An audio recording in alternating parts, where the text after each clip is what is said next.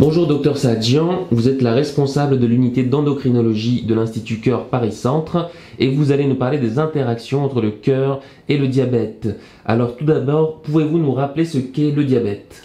Le diabète est une maladie qui se manifeste par un excès de sucre dans le sang.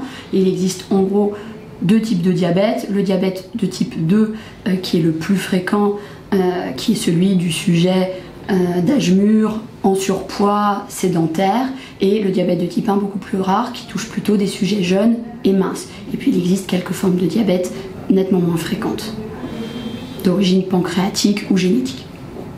Quel est le risque cardiaque et vasculaire du diabète ? Donc, les diabétiques ont 2 à 3 fois plus de risques de développer des maladies artérielles que le reste de la population. Les principaux risques sont ceux d'infarctus du myocarde, d'accident vasculaire cérébral et d'artérite des membres inférieurs. Ces risques augmentent bien entendu avec les autres facteurs de risque associés, l'âge, l'hérédité cardiovasculaire familiale, le surpoids, l'hypertension artérielle, le tabagisme, l'hypercholestérolémie.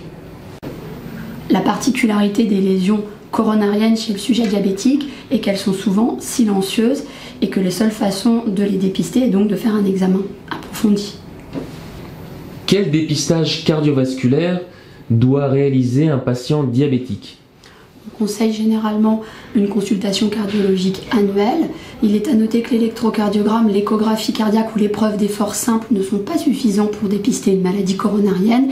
Il est donc conseillé de recourir à des tests plus pointus, morphologiques, couplés ou non à de l'effort, comme par exemple l'IRM de stress ou l'échographie de stress ou le coroscanner pour la partie morphologique.